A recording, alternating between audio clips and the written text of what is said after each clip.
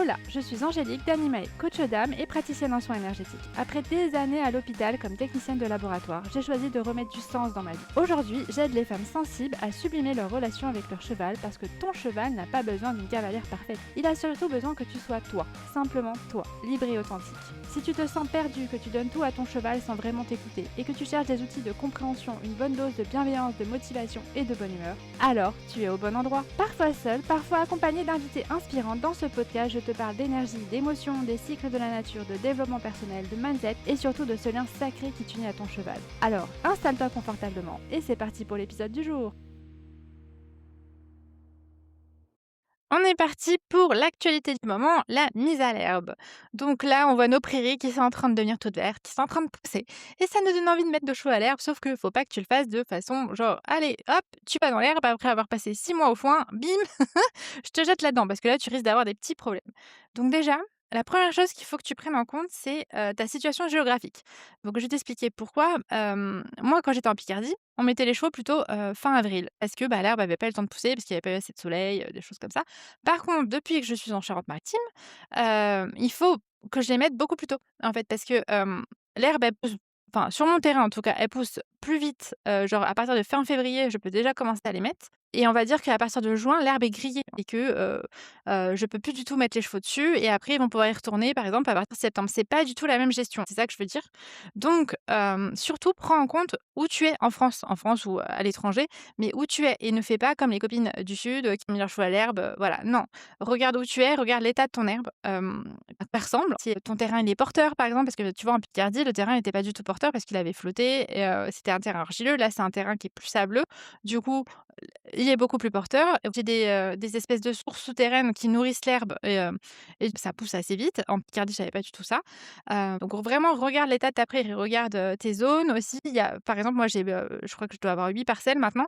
Bah, elles ont pas toutes poussé à la même vitesse. Donc vraiment regarde l'état de ta prairie, regarde, les zones que tu peux mettre les chevaux ou pas, quitte à les couper et à les faire beaucoup plus petites pour que l'autre zone où il y avait moins d'herbe peut-être pousse et regarde surtout si l'herbe est porteuse. Parce que si ton sol, il est pas porteur, vraiment, ton cheval, eh bah, il va tout détruire et après tu auras plus d'herbe, voilà. Donc regarde ça, regarde aussi, si c'est un terrain qui est un peu parsemé ou si c'est au contraire, c'est, bien touffu. Regarde ces choses-là. Moi, je sais que j'aime bien, les faire aller brouter, enfin aller dans l'herbe, à partir du moment où moi ça dépasse ma cheville. À partir du moment où ça dépasse ma cheville, je considère que, l'herbe, elle est un peu plus haute, elle est pas rase et que du coup, même s'ils mangent, voilà. Après moi, j'ai une gestion assez particulière de la prairie, donc ça, je t'en parlerai après. Mais c'est mon expérience à moi par rapport à mes chevaux. Donc surtout, prends en compte, où tu es. Voilà, parce que, bah, je te dis en Picardie, j'avais pas du tout la même façon de fonctionner. En plus, on avait beaucoup moins d'herbe.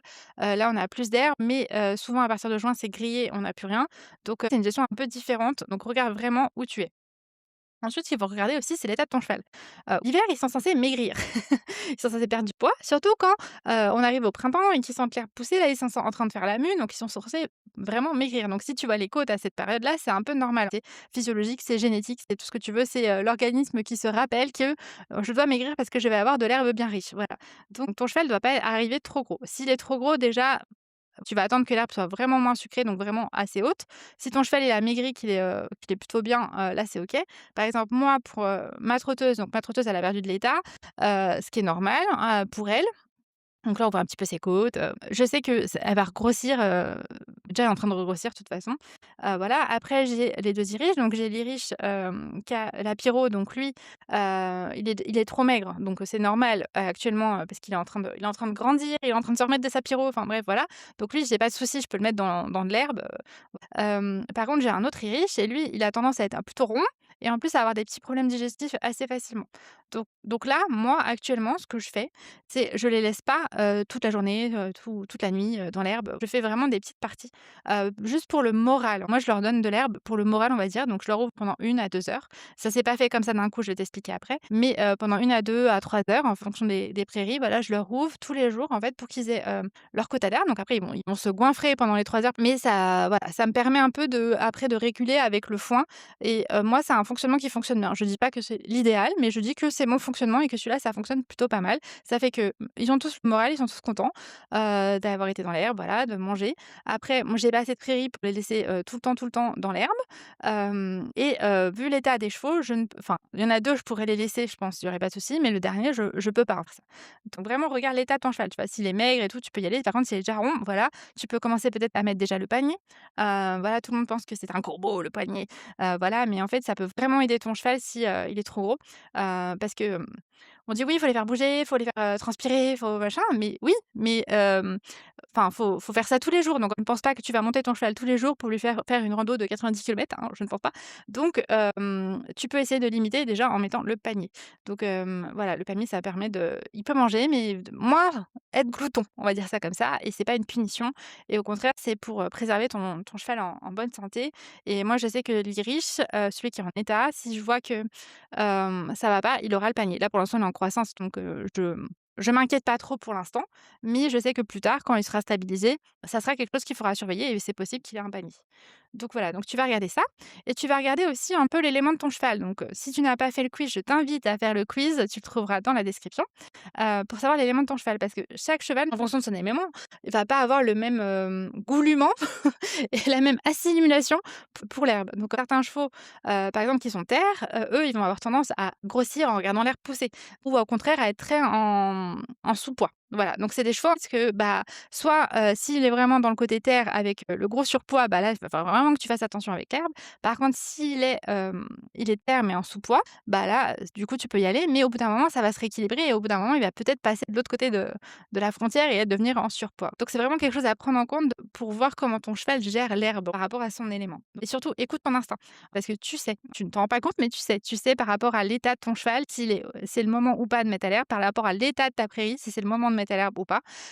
Tu le sais et après au fur et à mesure des années, prendre conscience de ce qui est OK ou pas pour ton cheval, de ce qui est OK ou pas pour ta prairie, voilà, et c'est avec cette expérience-là que tu vas voir, bah, là, c'est OK pour mettre à l'herbe, là, non, voilà. Alors par contre, on ne lâche pas son cheval, voilà, c'est le printemps, il y a de l'herbe, fout, allez pompe it up. Non, là, c'est le meilleur moyen pour que tu aies des petites coliques de prairie, que tu aies de la fourbure, voilà, c'est clairement pas du tout ce qu'il faut faire. Donc ce que tu peux faire, c'est, les mettre un tout petit peu à l'herbe. Donc soit tu les fais brouter par exemple en main pendant 10 minutes pour qu'ils s'habituent, parce que dans leur système digestif, il y a des bactéries et celles-là, elles sont en lien avec ce qu'ils mangent. Donc si ton cheval, il a mangé que du foin, en fait, ces bactéries, elles sont là pour travailler pour le foin. Mais quand c'est de l'herbe, et bah, il va ramener des nouvelles bactéries qui vont venir dans son système digestif, et le but, c'est, de laisser le temps justement à cette flore de se refaire tranquillement, pour que ton cheval justement n'ait pas de coliques, ou qu'il ait des ballonnements, des gaz, et qu'il arrive bien à vivre cette période en fait de transition et qu'il soit pas ballonné et que tu ressembles à un cheval énorme là qui a mangé toute la journée. Voilà. Donc surtout, ne jette pas ton cheval dans l'herbe comme ça. Voilà, je pense que maintenant, les gens sont sensibilisés, mais au cas où tu n'étais pas au courant, ne jette pas ton cheval dans l'herbe comme ça, fais des coupures. Tu peux le faire brouter, ouais, 10 minutes en main, après, 1/2 heure, voilà, en main. Après tu peux leur ouvrir une petite parcelle, tu vois, pendant 1/2 heure, pendant 1 heure. Voilà, tu fractionnes et tu étales dans le temps. C'est pas en une semaine, hop, il est passé à l'herbe. Non, généralement ça prend 3 semaines puisque le système digestif, le temps qu'il se régule, ça prend 3 semaines à peu près. Donc vraiment, fais attention à ces choses-là. Voilà, donc ça, c'était pour, tout ce que tu peux penser regarder, quand tu vas mettre ton cheval à l'herbe. Donc là, je sais que ça va pas tarder pour certains ou certains l'ont déjà fait, mais vraiment, c'est quelque chose à penser, que c'est pas on jette le cheval dans la prairie. Non, c'est on regarde l'état de la prairie, on regarde où on regarde l'état du cheval, on regarde, l'élément du cheval aussi et on fait des transitions, on fait ça doucement, voilà, et pendant qu'il est à l'herbe, laisse-lui toujours une quantité de foin à côté parce que ça permet de réguler. Moi, je le vois avec ma jument. Par exemple, elle est 2 heures à l'herbe. Au bout d'un moment, elle va en avoir, marre ou elle va sentir que ça va pas. Comme elle est plus âgée, et bah, de temps en temps, elle s'en va et elle va manger du foin toute seule pour, je pense, faire tampon, et il y a aucun problème digestif, celle-là, il y a pas de souci. Voilà, alors que les petits, bah, eux, ils ont tendance à manger, manger, manger dans l'herbe, et bah, eux, ils ont un peu plus facilement des tendances à avoir, des problèmes, de crottin pas formé ou de crottin, un peu coulant, voilà, surtout un des 2 qui a déjà un système digestif qui est un peu plus capricieux, voilà. Donc c'est tout pour l'épisode de cette semaine, j'espère que l'épisode t'a plu et surtout n'hésite pas à me laisser un commentaire, une petite note, voilà. Tu trouveras tous les liens en description pour, faire le quiz, cheval pour savoir, l'élément de ton cheval si ça t'intéresse, et je te dis à la semaine prochaine.